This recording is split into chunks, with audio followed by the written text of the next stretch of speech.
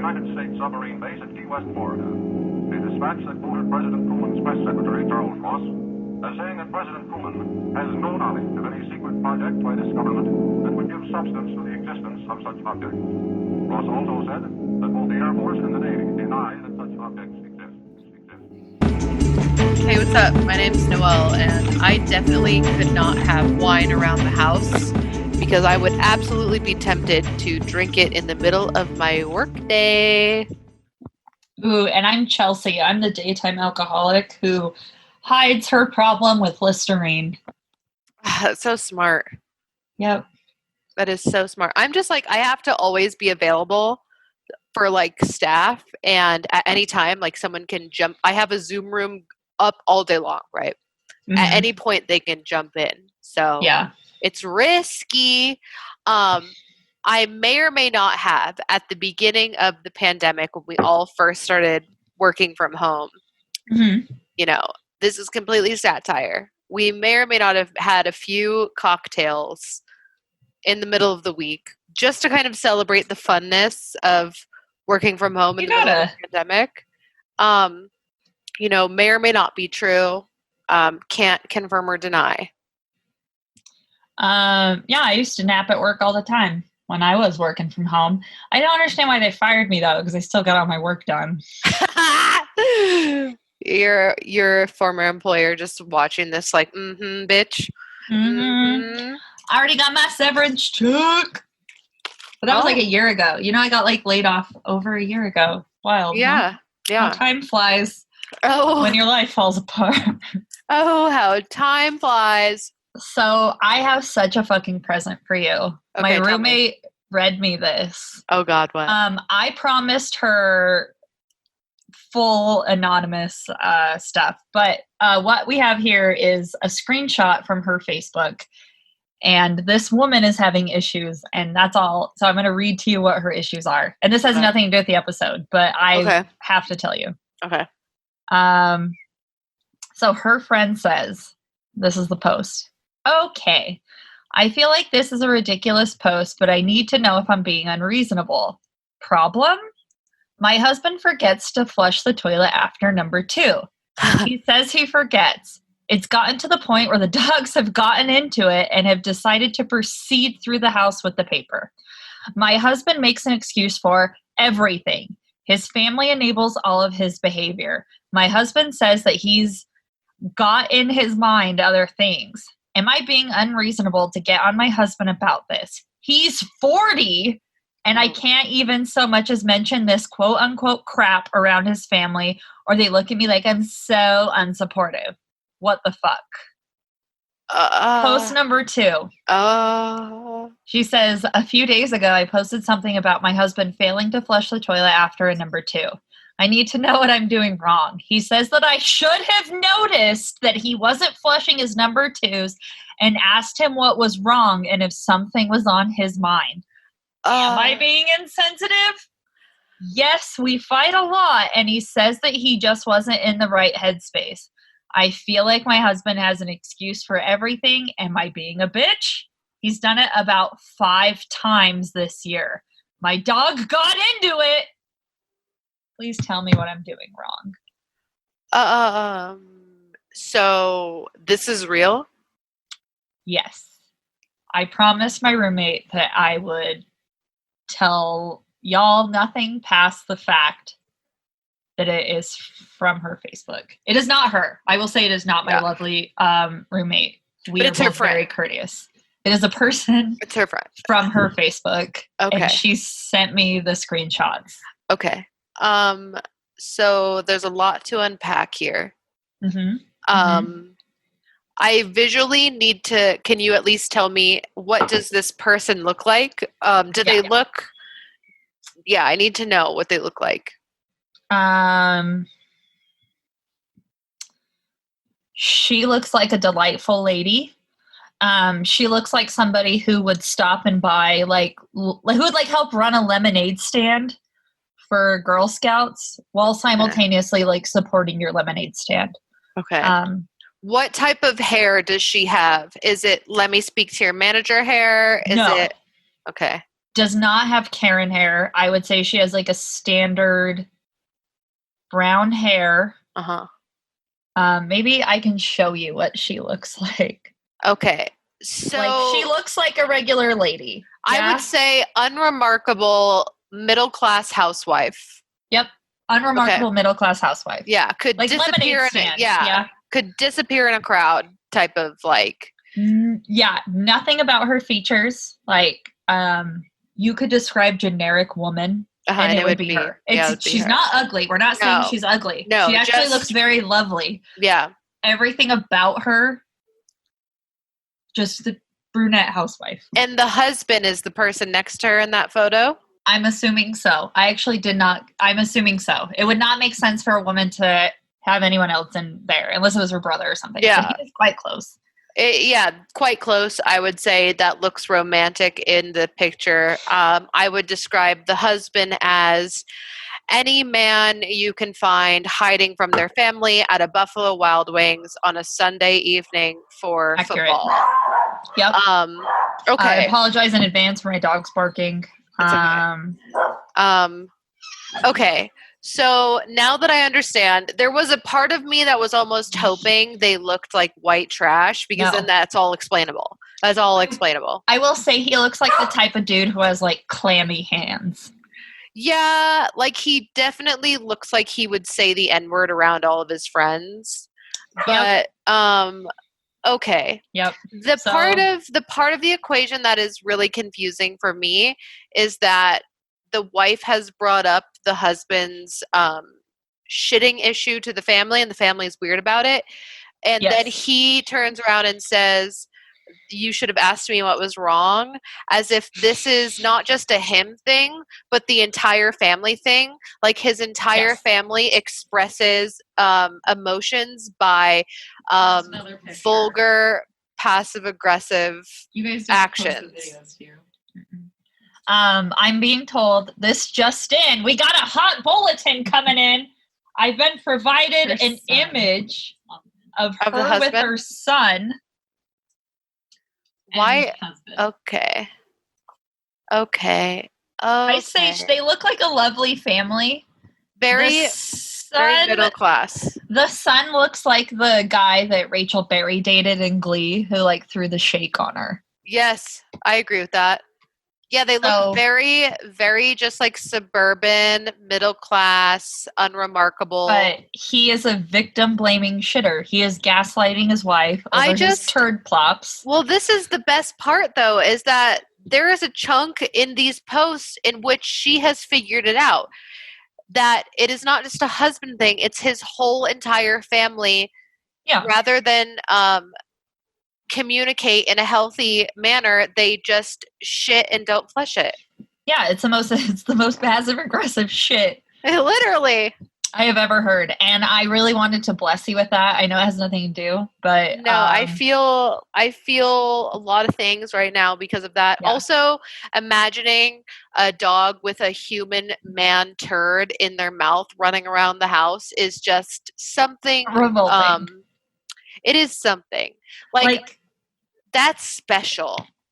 Mm-hmm. That is special because, like, you know, ladies, everyone's had like a dog fucking grab like a pad out of the fucking, or pad, a tampon applicator out of the fucking, and you're like, and you're horrified. And you're like, oh my God. But that is different than it is a 40-year-old grown man shit in a dog's mouth. Right. Honestly, like, I'm not trying to say, if I'm to play marriage counselor here, this is a deep-rooted family issue. Yes. No amount of therapy is going to solve this man's problems. And I think that she should get out now while she still looks good. 100%. She could snag so many dudes. She's a generic Mormon-looking housewife. Literally.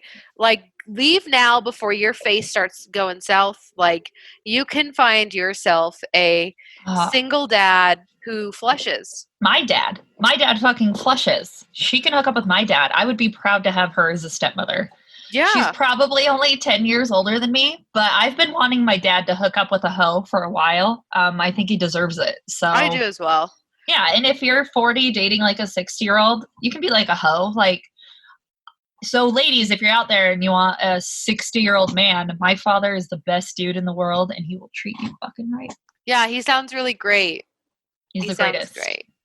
He's kind of conservative though, so don't talk about politics around him. Well, I mean, that lady looks all right for him. She looks Mormon. Yeah, she Looks does. Mormon. I mean, you want to know how I know she's Mormon? Because she's asking Facebook what she did wrong when her husband doesn't flush his shit and the dogs eat it. So that's how I know. Yeah, God damn it. That's how I know.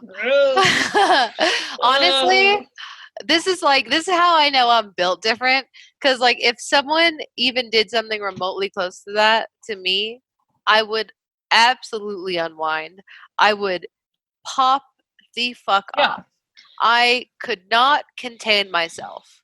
Like, I don't, just the disrespect. I've never been disrespected in such a way where someone's like, I'm going to leave poo in the toilet. And I don't even know how to comprehend it. You know, I'm like, what would I do? Because, like, sometimes I go to the bathroom and then it's like, oh, you forgot to flush your pee. Or it's like you're conserving water by not flushing your pee. You know, that I've lived with. I don't prefer it, but I understand it. If I see skid marks in the toilet from someone else, I'm like, hey, come flush your fucking shit. Yeah. Like, this isn't prison. It's called a courtesy flush, you fucking animal. Yep. You got a courtesy flush. And you know what? Now and then you'll see floaters from a friend and you're like, and you flush it for him in that moment. But deep down, you're a little pissed. Yeah. It's like, you got to look. You got to make sure. You have to look. Did you think Leave No Trace was just about fucking camping? That's what I'm saying. No. So, yeah. Yeah, anyway, I hope that man rots in hell. Yeah. He's got a lot on his mind, so he can't flush his poop. Get the fuck out of here, Gerald. That's not real. That's not real. That's just not real. That's how I know this is deep family shit. Yeah. But anyway, speaking of shit, I just also want to say, before we start this, okay? Yes. Before we start this, because we're going into, like, what exactly the Smithsonian did, right? Like, Smithsonian lies, kind of. I got derailed, but yeah. Good. I'm glad. But I also want to say here that you fucking hoodwinked me, because last week I really left the conversation thinking that the Smithsonian really did, like, do some sketchy shit and the Supreme Court was involved. Little did I fucking know. Little did I fucking know. That is all conspiracy bullshit. It is literally from, like, fucking the freedomeagle.org is, like, your fucking source. I was like, is Chelsy becoming my father? Just like, I just don't even know why I believed you. I don't even know why I believed you. What do you think we're doing here? What do you think this is, Noelle? The way you said it to me, you were like, yeah. And they destroyed evidence and it went to the Supreme Court. And I'm like, oh shit, really? Damn. Oh fuck. And I was all hung up on, like, why they would be destroying evidence in the first place and what version of religion this is. Yeah. Meanwhile, back in reality, that never even fucking happened. That never even happened. We're gonna talk about it. I can't.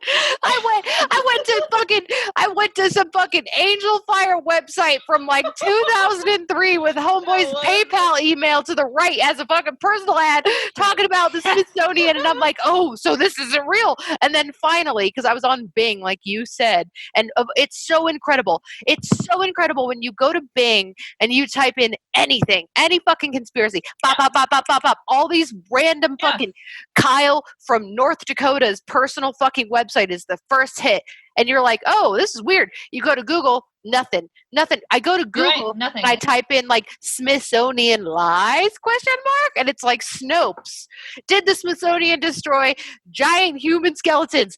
False. And I was like, oh my God, we live, how? This is why I understand that censorship is a slippery slope and we shouldn't do it, but maybe sometimes we should, because I believed you for a fucking, like, 5 days. I really did believe that. I was all telling Trevor about it, and he's like, what the fuck are you talking about? First off, the link you sent me was to truefreethinker.com. How dare you undermine it, because he specifically points out that he supports a family of 5 on fucking 5. And I we will talk about this. We were gonna fucking talk about it. You can't just condemn. You can't fucking condemn. I am. I couldn't believe. Trevor was like, "What'd you guys talk about last week?" I was like, "Oh, we talked about Smithsonian. Did you know? Did you know they destroyed skeletons?" He's like, "What?" And I was like, "Yeah." And he's like, "That's not real." And I was like, "Yes, it is. Chelsy told me. It went to the Supreme Court. Blah blah blah blah blah. Like a fucking asshole." And then he's like, "Wait, where did you guys read that?" And I was like, "I don't know. Let me look it up." And that's why I found the fucking Freedom Truther website from 2003. And I'm like, "Oh my god, it's all lies." I emailed you my notes in advance, Noel. You had time to look over them. I believe you. It's not my I believed you. fault that I believed email you 8 pages of notes minutes before we're set to record and expect you to read all of it.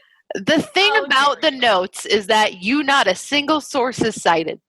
Not a single source is cited. Well, this one you did. This one you did. I did. You did do the goodly lawful society.org and the also Nest. a Reddit thread. Also a Reddit. And you know what? Snopes is on there.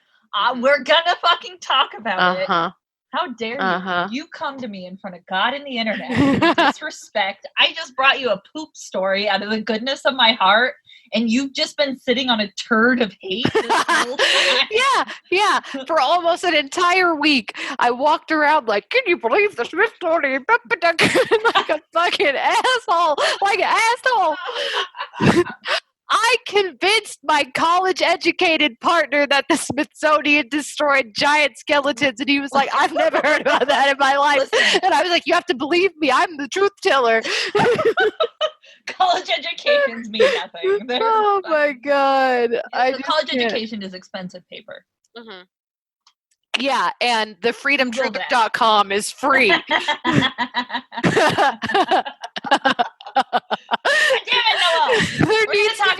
There needs to be internet police, okay? I'm like, fuck the cops, but also like maybe the cops kinda maybe bring it back a little bit. Like, cause this shit's wild. This shit is so wild. Okay. The goddamn truth. Okay, so we're gonna get derailed slightly. Okay. And talk a little bit about giants for a while before we go into the Smithsonian. Okay. Before we go into the Smithsonian. Okay. Because I want people to swallow the idea of giants so they can process it into a thought poop that they leave. They can plop it into their toilet of thoughts. Walk away. And then walk the fuck away. Walk away. Yeah. Oh my god. Okay. So the first source that we're going to talk about, it comes from Higher Side Chats, and this is it's just a guy who kind of does what we do, but he interviews people. And so we're going to be pulling a lot of information, primarily the first part from this interview. So he interviewed journalist Nita Hiltner, and she is a reporter with 15 years of experience for Press Enterprise of Riverside. She also contributed to DC Exposed, which is a conspiracy site. But that no shit, huh? Necessarily mean that it's not real. At least this conspiracy site isn't against Jewish people. So, +1. It's just a sentence away. It's always just a sentence away. Also, don't quote me on that because I did not look at the site. So they might be horribly anti-Semitic. I'm not sure. We'll just go ahead and say they are. I hope not. So Nita got started in this sort of journalism about giants after she listened to our favorite, Coast to Coast, about giant skeletons in Peru. So she started to research into skeletons and stuff like giants a little bit more, and she found a newspaper article from 1883 about Anderson, Indiana, and primarily about Mound State Park. And no one ever said that there were giant skeletons found there in her experience. In fact, she grew up very near there in the area and had actually been on some tours of the area, and they never mentioned anything about giants. No shit. Well, oh my God. Well. But the article contains, says that the Smithsonian wanted to make that area a national park specifically because of the skeletons that were found there. And primarily there were 6 giant skeletons, according to this article, that were seated inside the mound. But because of the lack of care for the bodies, most of them were damaged except for 2 skulls.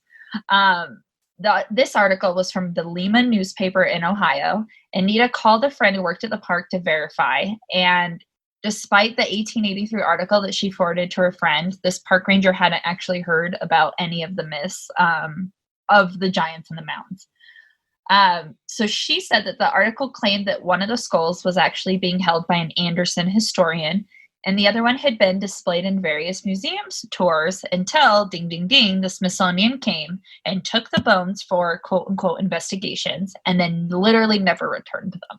Is this like one of those museum tours that like pull up on Coney Island and you pay $5 to see like a squirrel dog and it's just a poorly hot glued taxidermy mess? So the mounds, these mounds are actually like not a conspiracy. The mounds are there. Sure, I believe that mounds exist. What's beneath the mounds?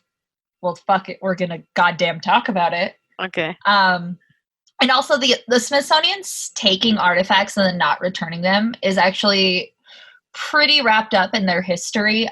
They kind of have like a little bit of a hierarchy and a snootiness when it comes to thinking that they're the best and what they deem as truth. And something pretty interesting, it was kind of boring, so I didn't include too much of it, but there's a ton of bias in how the Smithsonian arranges a lot of their artifacts and their displays. Like they don't really display female animals, for example, because a lot of them are just male because they think the males, like for example, like a mammoth with like huge tusks, they think that's a little bit more interesting to look at than like what a female animal looked like.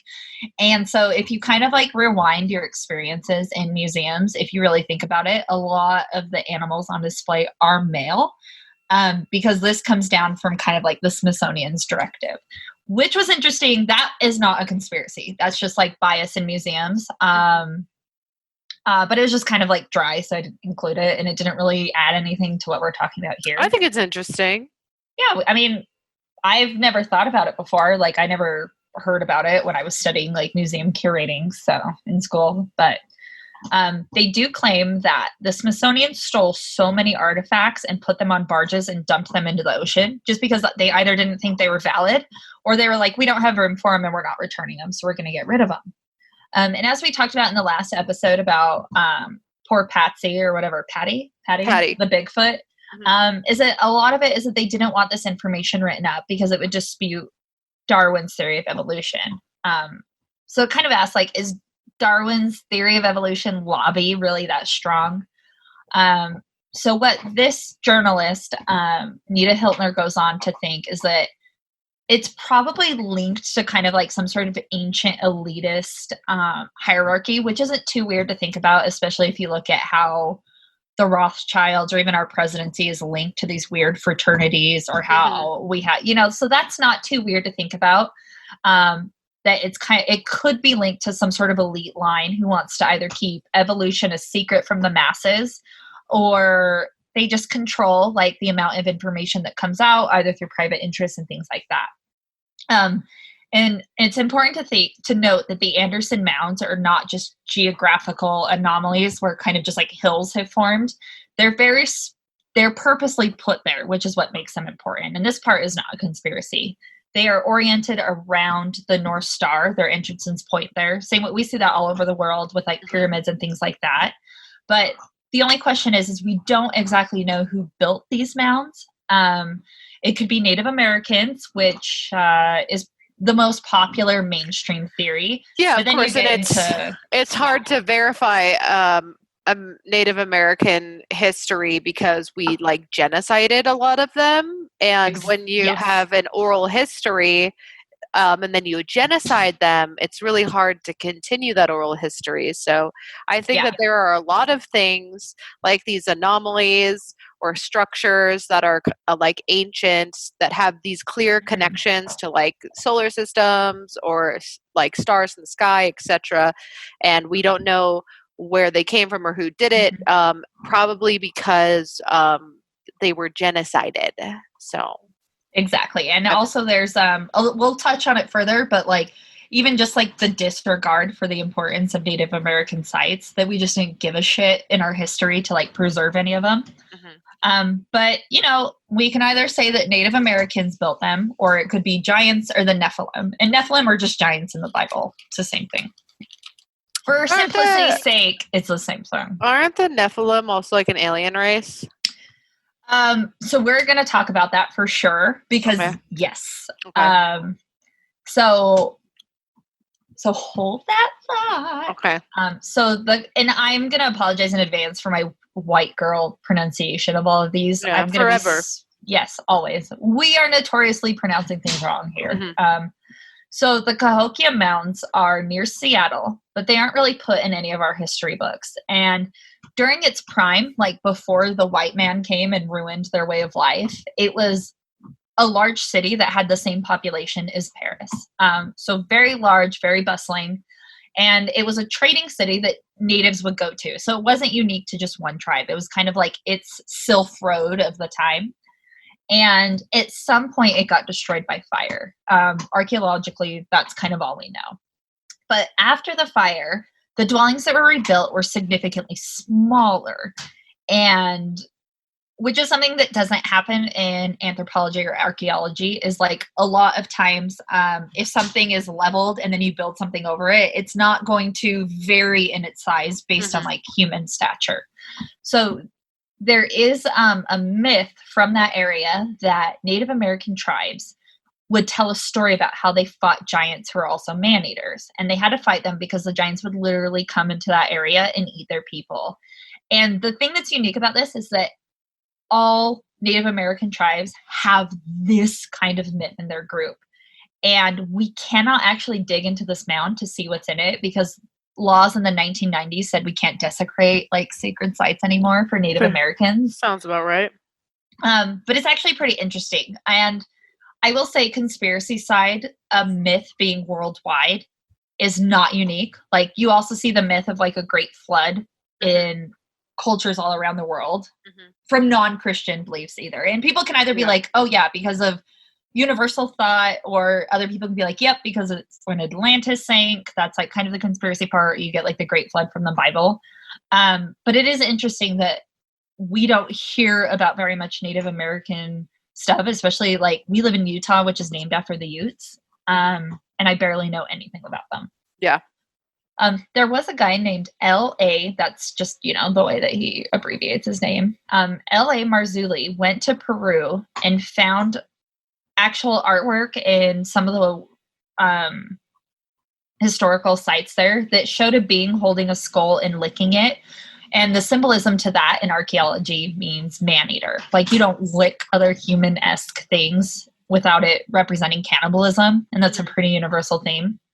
And he wrote, or a corroborating article was called A Prehistoric History. Prehistoric cemetery in the Pioneer talked about near the junction of the heart of the Missouri River was a cemetery that was filled up with bones about a giant race of men on a 100-acre plot, and it was both filled with man and beast. And this is a quote from that article from the time that says, "This has evidently been a grand battlefield where thousands of men have fallen, but many parts of anatomy, man and beast, have been found." And they're talking about man and beast of like humans and giants.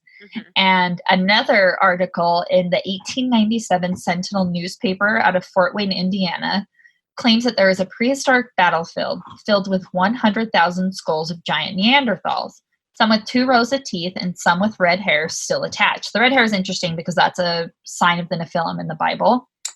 And some with arrows still in them from the Indian reservation.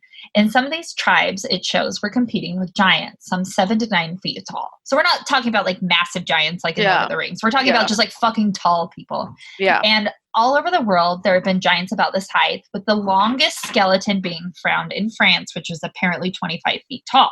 Jesus. And so it's really interesting to note that there were a ton of newspapers about giant skeletons that were around in the 1800s. And so that's kind of like what the main part of this interview with this journalist was talking about, was that it's very interesting that it's not just one source. It's a lot of different newspapers, and they're all talking about areas where Native Americans had these battles. And then Native American myth backs up that archaeology with a lot of their myths.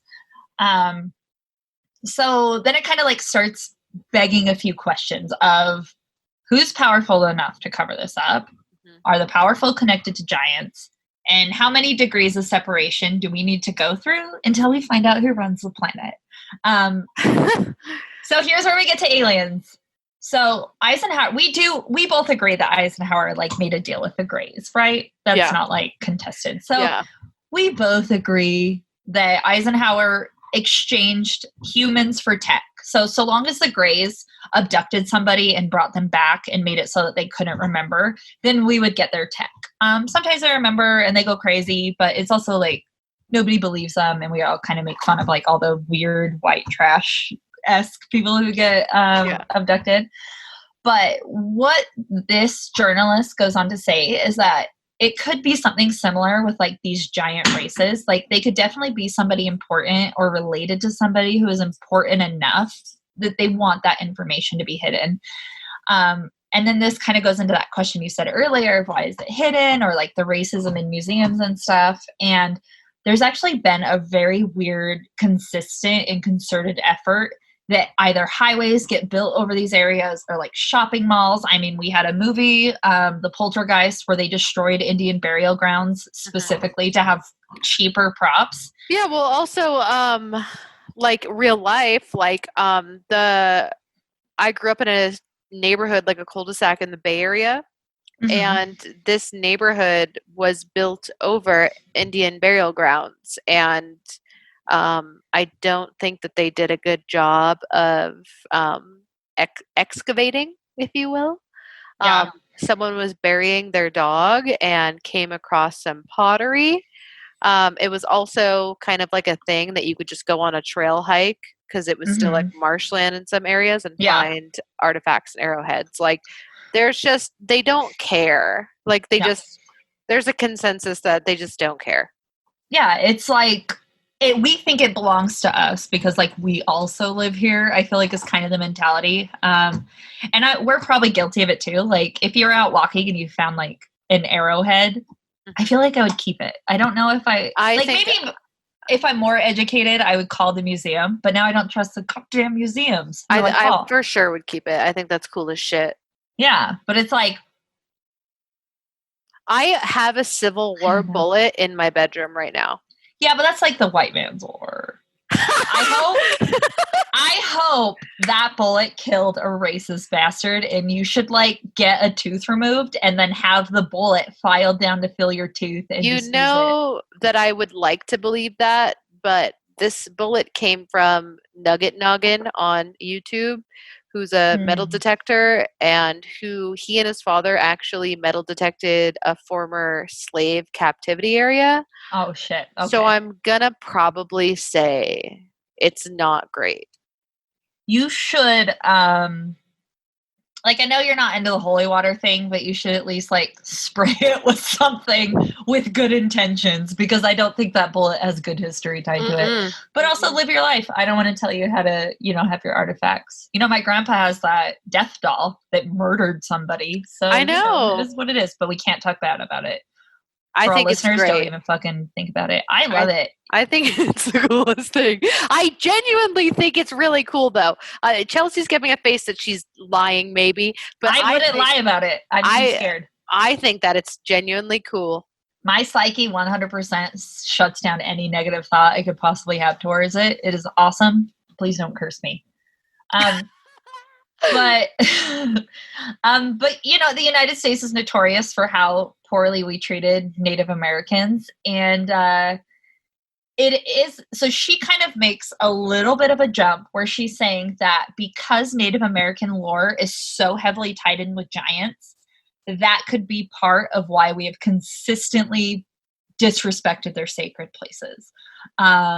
It could just be, we're going to go into a little bit about why the Smithsonian would want to do that. And a lot of it is kind of like the evolution thing, which take it or leave it. But, this episode's kind of derailed a little bit more into giants. I also just want to say, speaking on giants, because I remember I do the truth telling. The 25.5 foot long skeleton found in Paris. Did you Google it? Is it fake?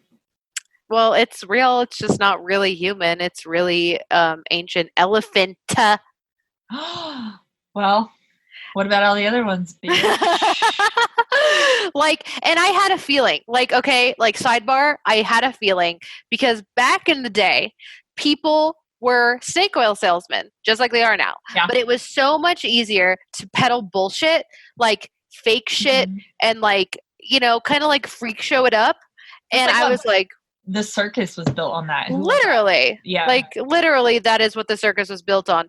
So I was like, I bet this 25-foot skeleton is some fucking circus shit. It's some fucking traveling sideshow shit, which also in itself, half of it's real, half of it's not. Like there are really like the lobster man and elephant boy and the bearded lady, like those are real, but then there are also like, that's not a fucking mermaid, bitch. Like it's same thing.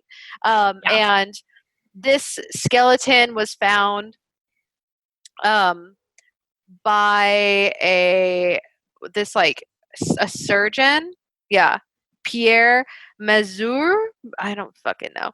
And he was like, he was able to connect it to like lore of like this king who was written about to be like giant, and he defeated like this other bad dude. Dude, fucking King Arthur was alleged to be a giant. Yeah. And everyone was like, hell yeah, that sounds about right. And then in the 1980s, a paleontologist analyzed them and was like, hey guys, but they are actually, the crazy thing is that in themselves are cool shit. Like he didn't even have to lie about it being a giant human when he actually had found large prehistoric elephants called like the Denorium or something like that. Denithorium, Deinotherium, and they look like fucking demons. They look like demons. Like you had the coolest shit. You found the coolest shit, and then you just had to go and lie. You had something cool anyway. Like there's this skeleton head of this motherfucker straight up looks like a demon from Hellboy. The skeleton looks crazy. The elephants themselves are kind of cute. It's just their tusks come out of their chin instead of like right next to their. I have such a fucking soft spot for elephants, mind you. That also, like, look at those teeth. Aren't they kind of human? They do. They do. Yeah. Are you looking at like the Wikipedia image that was for it? Yeah.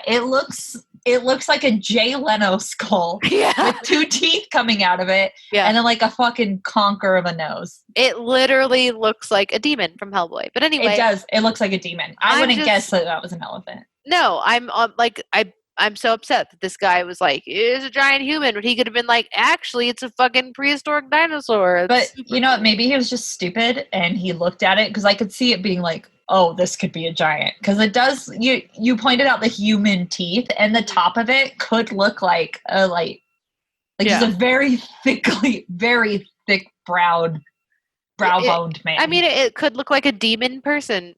And so maybe that's what a giant looks like. Maybe, or maybe he was just a big fat liar. Probably that one.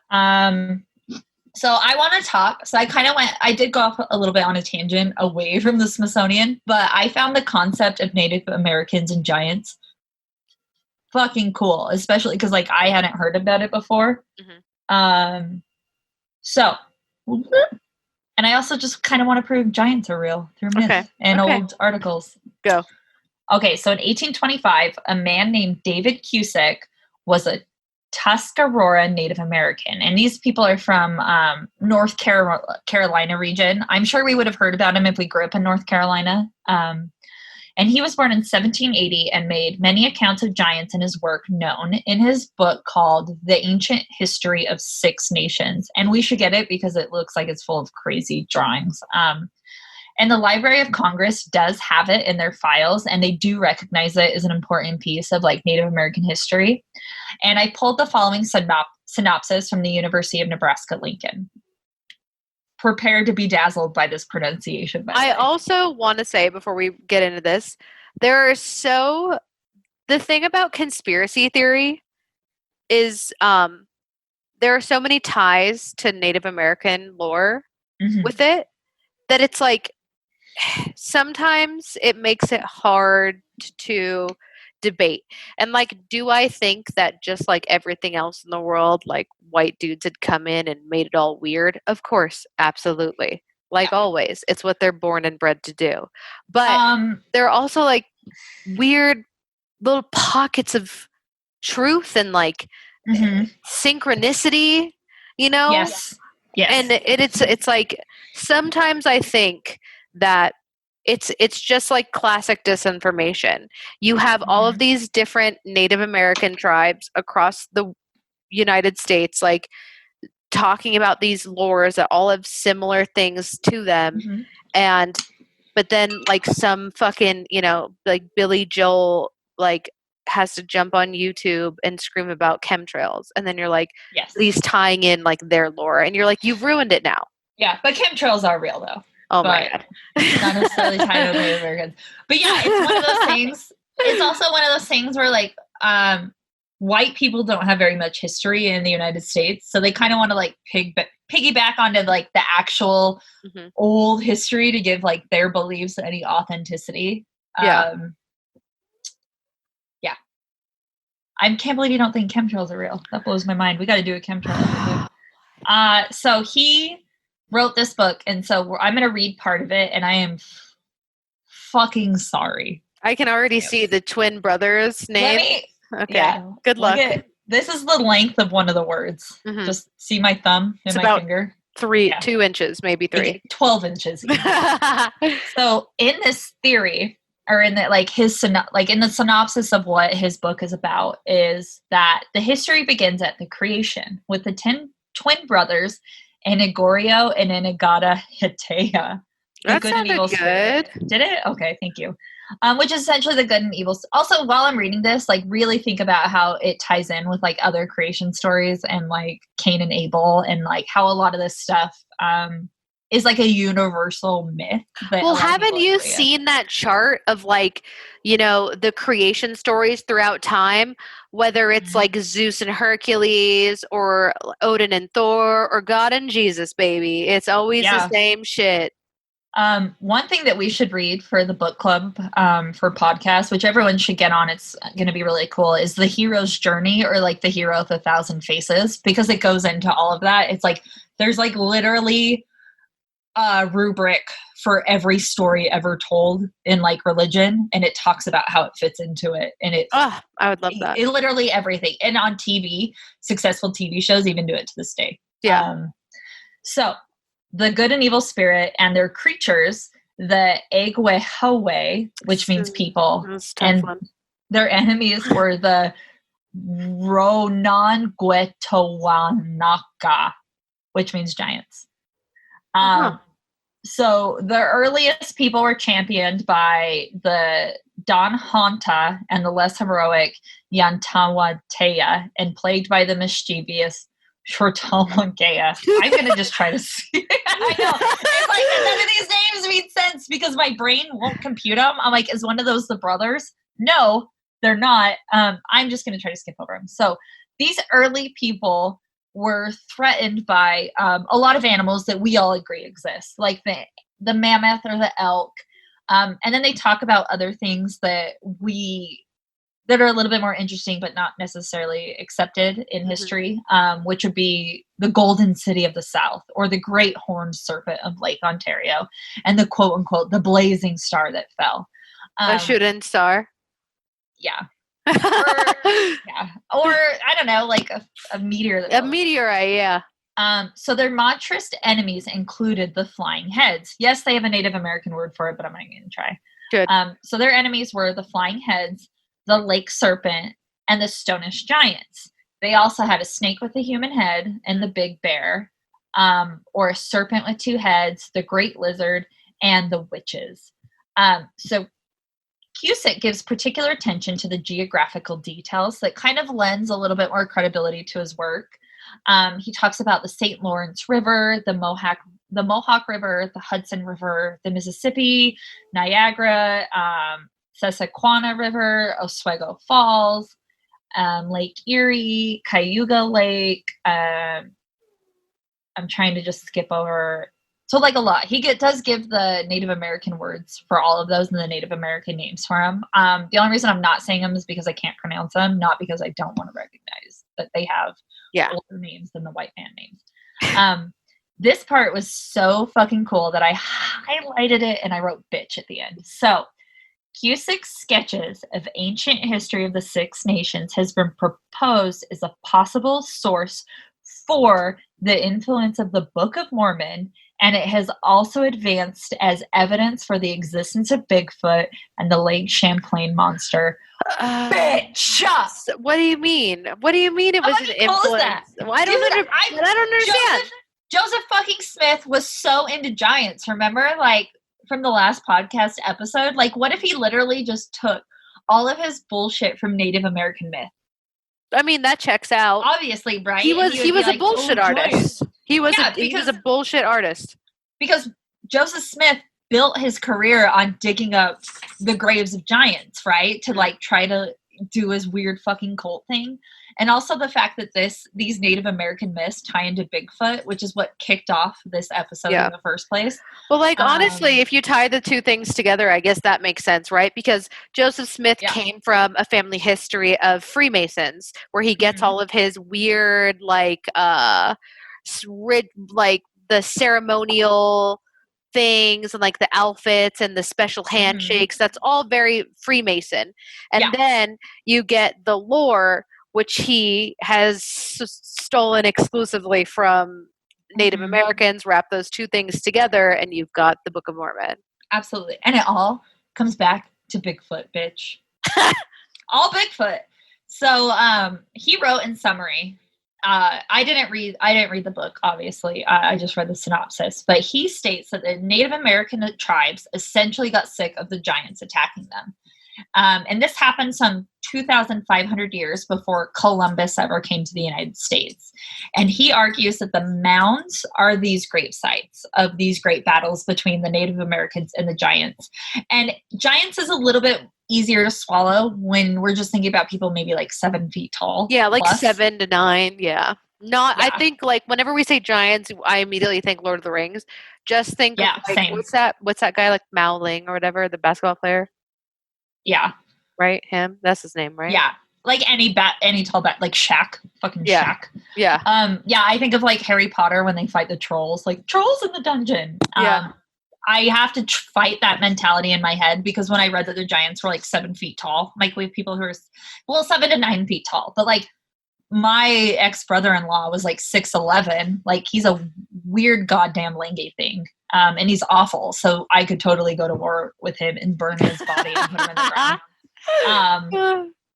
And so he argues that the reason why they did these mounds and why they don't look like other Native American burial sites from that time is because there was just too many that they killed and their bodies were too big to dispose of in the regular ways. So they just kind of scooped them up, kind of flipped some dirt on it, and then eventually like the grass regrew over them. Which makes sense to me because like that's like human body disposal of somebody you don't really care about. Humans are notorious for just scooping people into piles and just saying fuck them. It's true.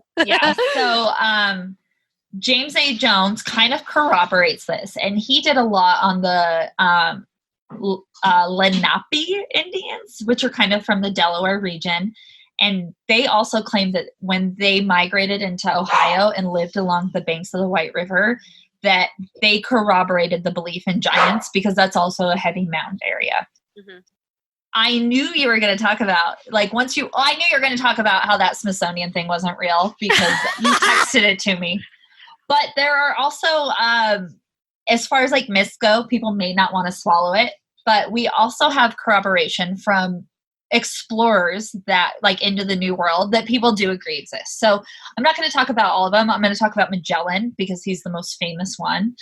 And this is from an article, I think it's by the Washington Post or the New York Post. It's an article though. So they say that in 1520, Ferdinand, that Magellan took time out of his schedule of sailing around the world to stop in what is now called Patagonia, where he found a naked giant dancing and singing on the shore.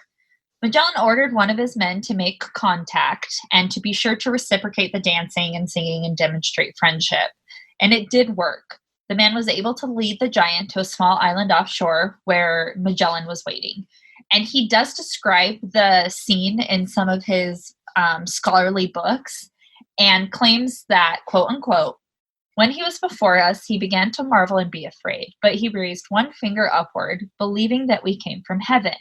And he was so tall that only the tallest of us came to his waist, and he had a big booming voice.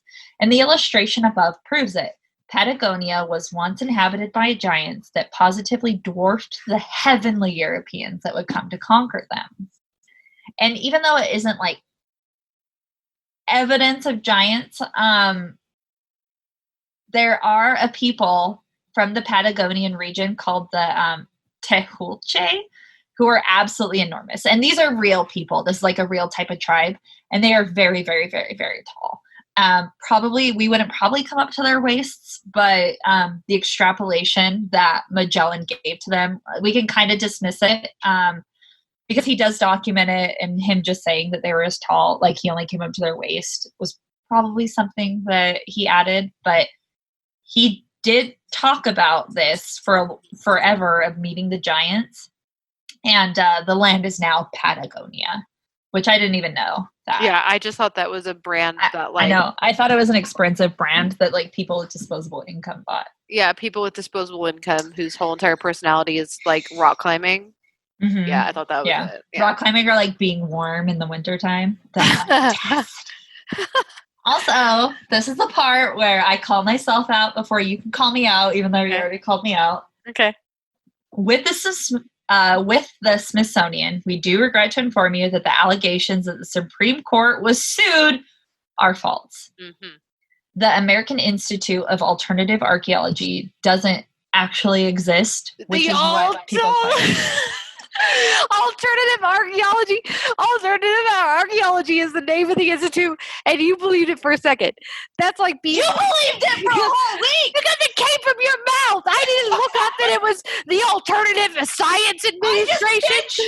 I just bitched this shit on the episode, man. So that is to say that there are not fringes in the archaeological community. I have talked about Carlos Castaneda, and that should also be a book club pick. Was notorious for writing about the shaman wars and a lot of exorcisms that he did with a South American shaman. The book is called like A Fire Inside or A Fire Within. And that is considered fringe anthropology. And then another thing that doesn't quite fit into mainstream thought with archaeology is a book called Forbidden Archaeology. And this one's actually kind of famous too. It's by Michael Crema and Richard Thompson. And the synopsis pulled for that is that over the centuries, researchers have found bones and artifacts proving that humans like us have existed for millions of years. Mainstream science has, however, suppressed these facts. Prejudices based on current scientific theory act as a knowledge filter, giving us a picture of prehistory that is largely incorrect. Now, you're probably thinking, oh, are they talking about fucking giants? Not really. They just argue that humans have been on Earth a lot longer than was originally thought. Mm-hmm. But since they find like little fringes of evidence that shows this, that doesn't fit in with like the mainstream of archaeology, it's totally dismissed. And I would say that this is like kind of something that goes through with like non-hard sciences, like psychology, for example. Like I could flick you in the face and then blow powder in your head. And if that convinces you that ghosts aren't in your apartment, then it should be valid, even though it wouldn't exist for like the mainstream. Yeah. And that's essentially what this book is claiming. So a lot of these fringe anthropology groups talk about mound building cultures, and mound building cultures isn't necessarily a conspiracy. The part where we kind of get into conspiracy is who built the mounds. Mm-hmm.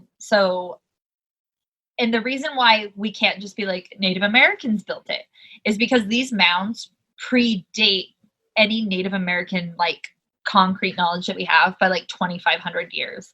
Which is essentially the timeline separating us and Jesus. Mm-hmm.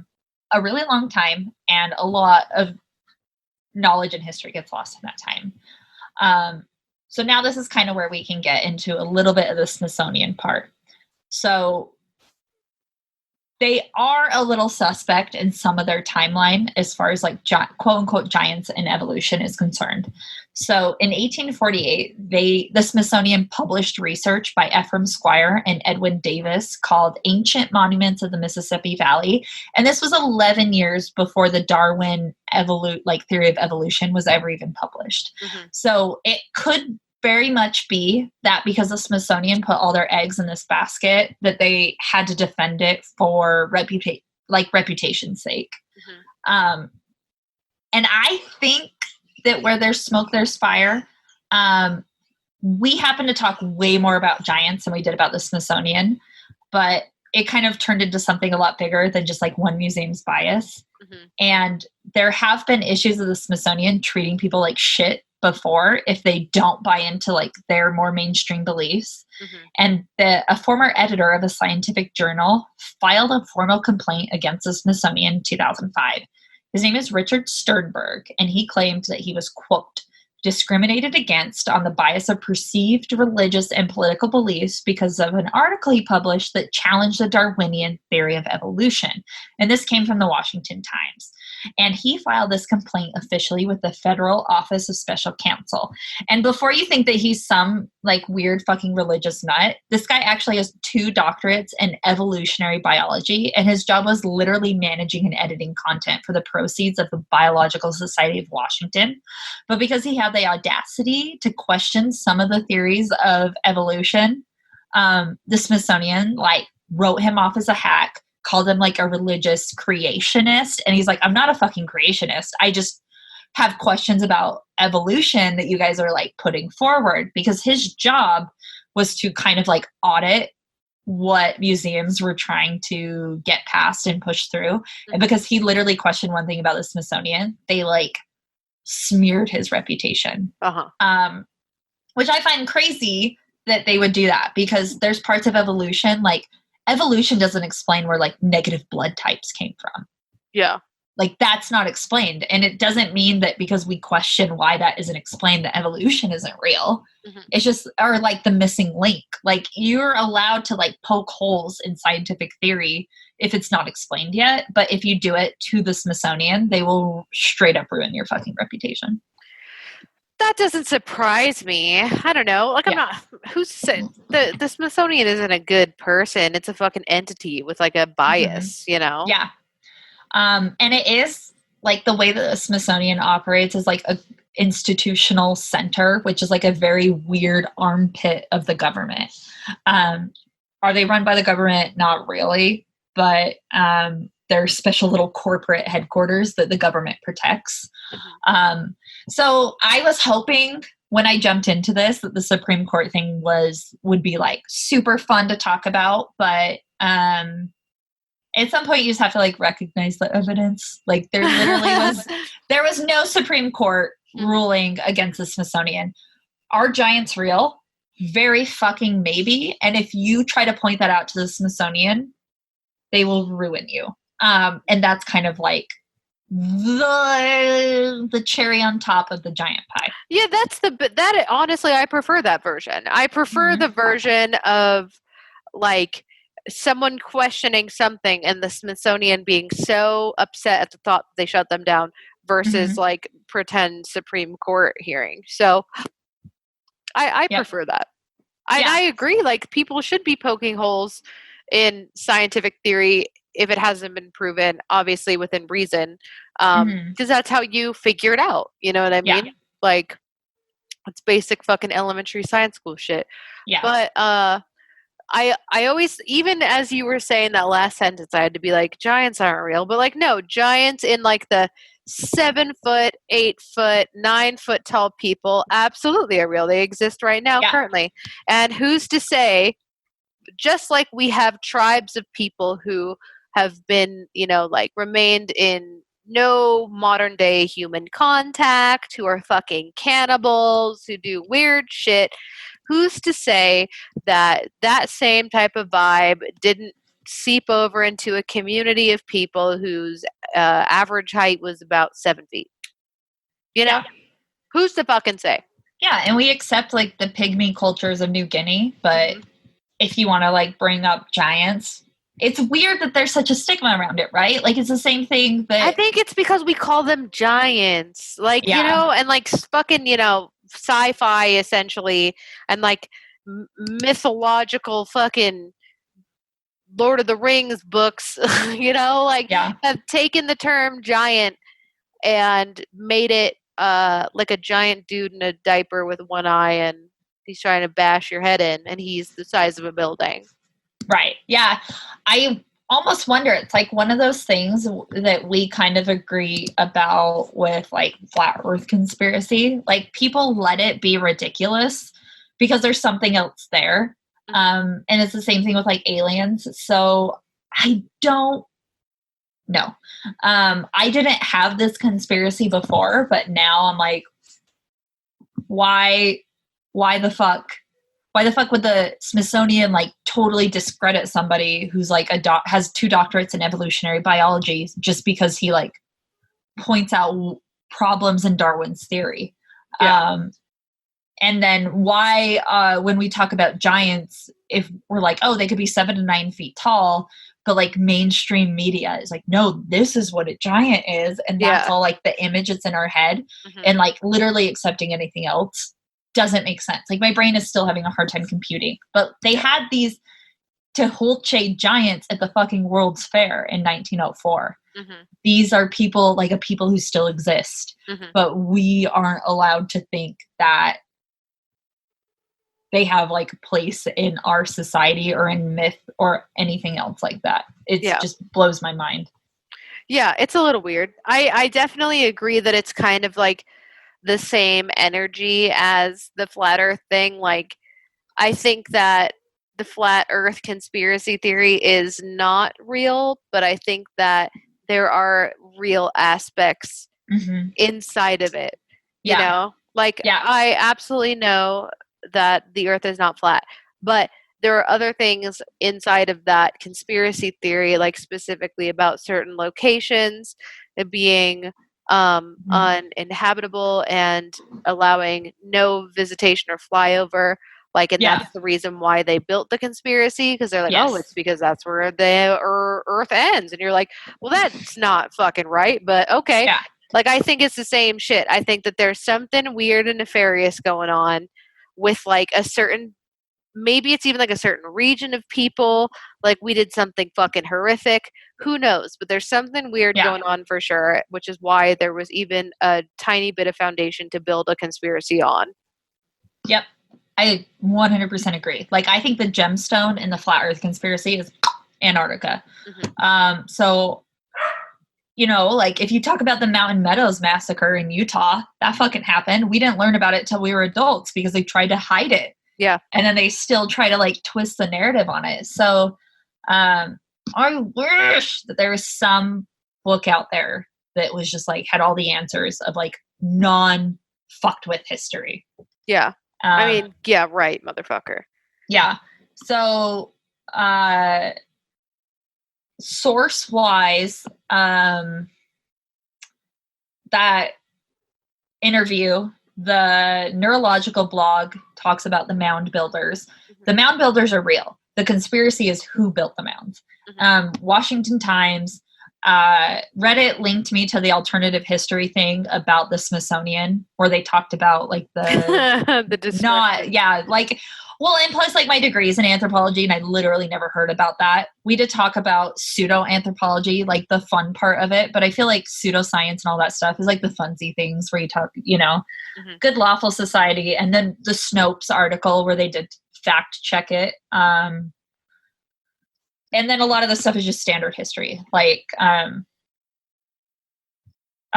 what's his face? Morgellon. I have Morgellon stuck in my head every time I want to talk about Magellan. So a lot of that stuff is just standard history. Definitely look it up. The mound shit is the coolest stuff, in my opinion. Yeah. So that's fun. It is fun stuff. It is fun. Do I feel absolutely betrayed still? Yes, I do. I absolutely do. Of course I do. I went around for almost a week thinking like, oh my God, the Smithsonian is really up to some shit. But that's on you. No, it's not. It's not you. I'll yell about anything, God damn it, and I'll make it sound real. Oh my God. But it is exciting to know that I do think that there is a little tiny diamond of truth inside of this somewhere, and I just don't know where that is. Yep. Why are we not taught about this stuff in history when it is the foundation of our country's mythos? Like, I know more about Greek mythology than I do about the mythology of the people who started this fucking continent. Mm-hmm. It's true. Why? It's so Why? true. I know. Why? Why? That's a great fucking question. And, yep. Fantastic. Well, thank you so much for educating me and admitting that you were wrong. I didn't say I was wrong. I said I will yell about. I said I will yell about anything and make it sound convincing. Before I knew you were going to call my ass out about it, I did say that some of that shit never happened. Oh, well, I appreciate it. I appreciate it either way. Yes. And you know what? I'm not going to hail. I'm going to hail Satan, of course. I'm not going to hail giants. I'm going to hail the unspoken, interesting, and rich Native American history. I'll hail that too. I will also hail the Detroit Dog Rescue, who we are giving all the money from our bonfire campaign that we've been sharing on social media to. Oh, yeah. Let's talk about that. We actually do have a little bit of announcements. First announcement is what we kind of talked about in the middle of the episode was book club. Everyone's been asking about it and wanting to do it. And, for those of us who live in the States where COVID is still a thing, it's no better time than to pick up a book and talk about it with friends. And we are reading Caitlin Doty, who is the Order of the Good Death or Ask a Mortician on YouTube. Her shit is fucking fantastic. And this book is The Smoke Gets in Your Eyes and Other Stories from the Crematorium. I think her stuff is really important in general because she talks about death, the death industry, and how we deal with death and mourning, and specifically the North American version of that. Like, she'll go into on her series more about like other worlds and not other worlds, other cultures, how they deal with it, and how even to this day there is this puritanical touch on how we handle death and mourning that has kind of like taken us out of the kneecaps as a society. And I think that there's also she like skates on the idea that if we changed the way that we handle death and how we deal with death, we would be able to just digest it easier, come to terms with it better, and be able to mourn in a healthy way. Because not everyone in the world crumbles and crashes like a North American society does at the thought of death and dealing with death and their own 100%. Mortality, you know? And I think that she does a really great job of talking about that. And no better time than to confront death head on in a fun way with friends than during a global pandemic. So awesome. Yes. We are in 2 weeks, so on the 20th around, we're going to be meeting up to talk about it. So grab the book if you can. It's fantastic. Super excited to read it. I'm going to die on my abebooks.com. I still haven't gotten the book I ordered last week because it takes some 25 days to arrive. But you know what? abesbooks.com. Yeah. This one talked about the Great Smithsonian Cover-Up. Unfortunately, I have to wait 20 days before I can read it and get back to you. It would have been helpful for this episode. But like I said, I will die on this hill. She's out here supporting Abe's books, baby. He's not even mailing it. He's actually walking it across the country right now. That's it. That's fucking it. Also, Caitlin Doty did post on her Instagram how she is teaming up with like a local bookstore or like a smaller bookstore, and she's doing like a holiday special where you can get all 3 of her books for a deal, and all of the proceeds are donated. So check that out if you want to. I don't think there's any reason why people can't jump into the group later. But yeah, really excited about that. The other thing that we're super excited about is new fucking merch designs by Kelly Holloran Find her on Instagram and Etsy. Her shit's like spacey creative. She's fantastic. She's made the stickers and designs before, and she absolutely slayed the new Chelsea and Noelle Go to Hell design.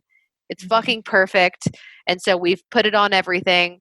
We put it on your own personal wine gargling mug for like $9.99. It's on shirts, t-shirts, v-necks, long sleeves, crew necks, hoodies, whatever the fuck you can imagine it's on. And 100% of the proceeds are being donated to Kelly's charity of choice, which is the Detroit Dog Rescue, which is the first no-kill shelter in Detroit. And I personally think there's no better way than to thank the city of Detroit for going blue than giving to their no-kill shelter. I agree. And for November, all donations made to that shelter will be doubled. So we've already got like $50 coming their way. And when you look at the breakdown of like how that works out, we could feed like literally every dog in their shelter because they yeah. So, and it also just helps promote podcast. And we appreciate it. Yeah, I think it's a win-win for everyone. You all get to wear the cool new merch that Kelly designed.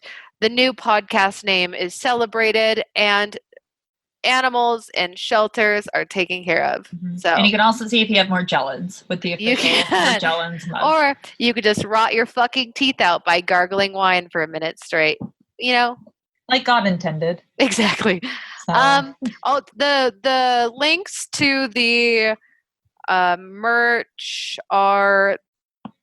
they're kind of not easy to remember off the top. It's a bunch of dashes. It's bonfire.com /go to hell podcast. Just but there's check a dash. The social media and we will post links. Yeah, check that because it's a fucking pain. It's literally like every word has a dash in between it. So you could look up bonfire.com /go to hell podcast launch. There's dashes in between. Or just look on Facebook or Instagram or fucking DM us. We'll literally tell you. Mm-hmm. Cool. So, thanks for listening. Yeah. Hail Satan again. Yeah. Hail history. And I can't believe you yelled at me. That's how we're You deserved it. You deserved it. Probably. You really got me.